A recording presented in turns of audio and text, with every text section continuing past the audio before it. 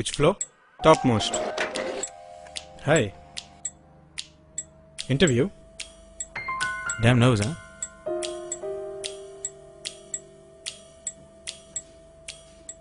I've been to many. Now another one. I know how you feel. I'm Sam, short for Samir. I'm Harish, short for Harish. I'm a little nervous, so... Don't be. There's nothing to it. It's always a standard set of questions. Let's start with the first. The first question is the most basic one. And if your answer is no... because you didn't have a passport. Okay, Mr. Harish, your resume looks decent. I'm sure you have a passport? Huh? Passport? It's still processing. Oh, I have a passport. Good. Can I see it right now? Mr. Harish, do you even have a passport? Yeah, I do. I just need to go to the passport giving office, fill a few forms, wait a couple of months, and it's in my hand. You mean you have to apply for a passport? You could say that. And I finally decided to get one.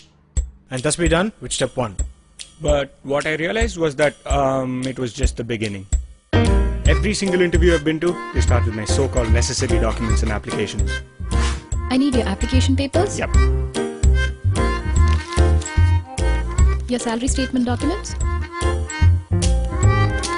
Your process and process applications, experience evaluation documents, official unauthorized certificates, statement of purpose attachments, letter of recommendations, proof of residence. Another standard question. But putting it all together is no walk in the park. But you take all that effort in compiling and arranging those papers the night before the big day. And of course, shit happens. And then there are those questions you didn't quite prepare for. Okay, so do you think you're good enough for this position? So sleepless nights of research helps. Sleepless.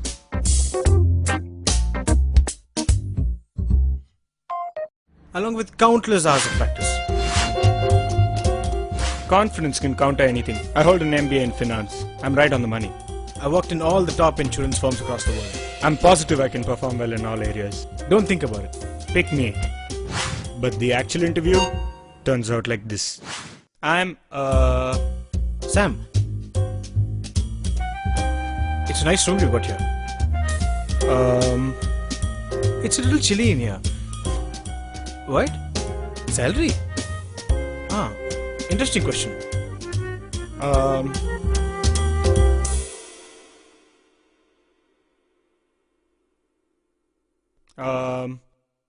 I have nothing else to say, but I seriously think you should pick me.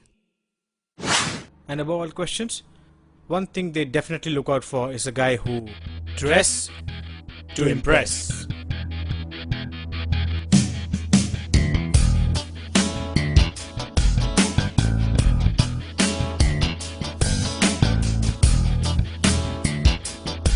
Alright. It's showtime. We're finally here. It seemed like a long time in here. Normal. Always happens before an interview. Alright, so one sec. Where were you? You're late for the interview. Hey, I've reached your floor. I was just 5 more minutes and I'll tell my parents to start looking for another guy. I'll be there. Alright, I'll be there. Oh, arranged marriages. Doesn't work like it used to before. Now it's just like any other job interview. I know.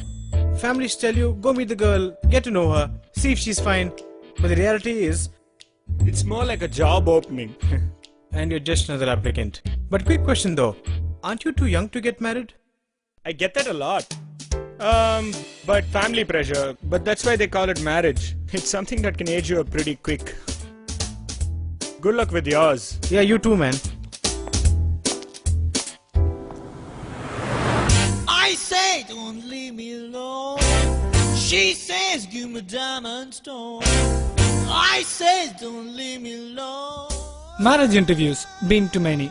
In fact, I have been to so many interviews that I've actually been married 5 times in the last 6 months. Girls really demand a lot these days. Arranged marriages are like business transactions. Every time I step in, it feels like appearing for a job. Or was it 6 times? This is what arranged marriages have come to. They'd rather see my MBA degree than me. I don't get called for that many interviews. I believe in quality over quantity. Unfortunately, so does the girls I look out for. Salary, salary, salary. They ask about nothing else. But there was this one time. One time, one girl actually asked me to fill out a form she brought along. Another time, someone even asked me to bring my credit card bills and bank passbooks. But bottom line, And my advice? rather than suffering through humiliating interviews, I'd rather stay unmarried and unemployed.